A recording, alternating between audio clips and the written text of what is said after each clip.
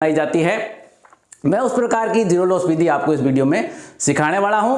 आप चाहें तो इसको स्टॉप लॉस के साथ भी यूज कर सकते हैं। देखो इसके अंदर भी स्टॉप लॉस होता है, लेकिन मैं जो आपको विधि सिखाऊंगा उसमें किसी तरह के स्टॉप लॉस रखने की जरूरत नहीं होती। तो आप बहुत ही ध्यान से इस विधि को समझिए।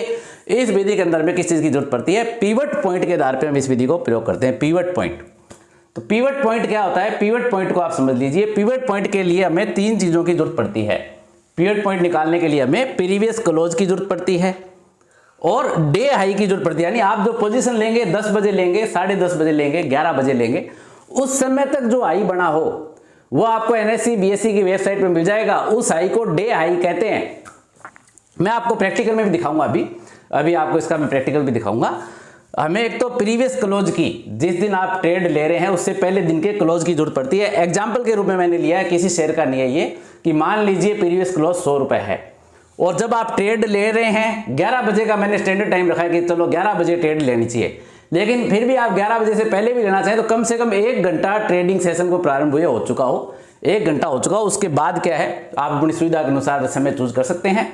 डे हाई जो है, मान लीजिए उस शेयर का 101 रुपए बना है और डे लो वहां तक क्या बना है, 98 रुपए बना है डे लो। यानी कि आपने 11 बजे ट्रेड ली तो 11 बजे तक का जो हाई बना वो 101 रुपए, 11 बजे तक का जो लो बना 98 रुपए बना और पिछले दिन क्लोज हुआ था शेयर 100 रुपए पे।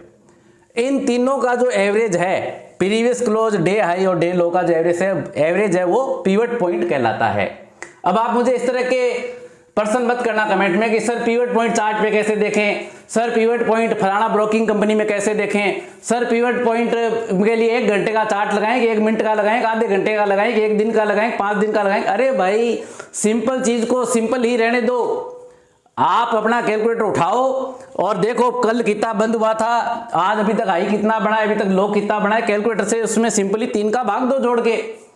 अब हमें तो इतने आलसी हो गए लोग बाग और इनको इतना सिखा दिया गया है कि शेयर मार्केट में पैसा कमाना बहुत मुश्किल है। आप चार्ट देखो, सॉफ्टवेयर लो, फला लो, ढिमका लो, तो फला ढिमका लेने की जरूरत नहीं है। और पिवट पॉइंट को कितनी मिनट के चार्ट पे देखूं, चार्ट भी अलग अलग बना दिए लोगों ने। 3 मिनट का चार्ट अलग, 30 मिनट का अलग, आधे घंटे का अलग, 2 घंटे का अलग, 3 दिन का अलग, 7 दिन का अलग, महीने भर का अलग। तो इतना उसमें जटिलता में उलझने की जरूरत नहीं है। सीधा सिंपली आपको कैलकुलेटर उठाना है, इन तीनों को जोड़ना है। 100, 101, 98 को जोड़ा, 3 का भाग दिया, यानी 299 आए। तीनों को जोड़ा तो 299 में 3 का भाग दिया तो पिवट पॉइंट हमारा आ गया 99.66। 99.66 क्या आ गया आपका, पिवट पॉइंट आ गया। मैं तो कहता हूं इसको आपको मैन्युअली निकालना है, इसको आपको अपने हाथ से कैलकुलेटर की सहायता से निकालना है।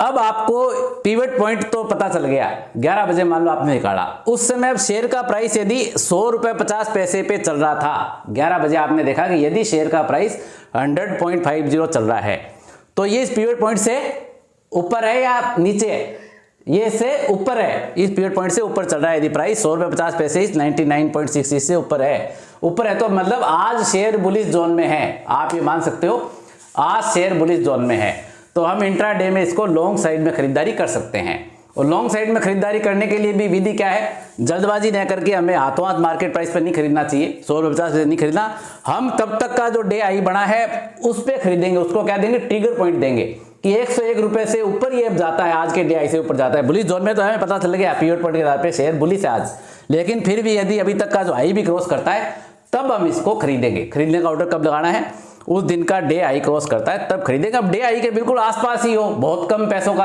का अंतर हो, मामूली अंतर हो, पॉइंटों में 0.1% का फर्क हो, 0.2% का फर्क हो, तो शेयर के प्राइस पे डिपेंड करता है। मैं कह दूंगा 1-2 रुपए का फर्क हो तो शेयर मान लो 100 रुपए का हो तो 1-2 रुपए तो 1-2% हो गए। तो आप शेयर के प्राइस से निर्णय लेना कि बहुत आसपास ही हो। यदि आपका डे हाई भी वही हो, मान लो 11 बजे जो हाई बना वही डे हाई है, तो आप उसके अंदर मार्केट प्राइस में उसको खरीदने का ऑर्डर लगा सकते हैं। लेकिन डे आई से थोड़ा यदि शेयर नीचे चल रहा हो तो वापस डे आई को क्रॉस करेगा तो आप ट्रिगर पॉइंट देके उसको खरीदने का ऑर्डर लगा सकते हैं। ये तो हो गया बुलिश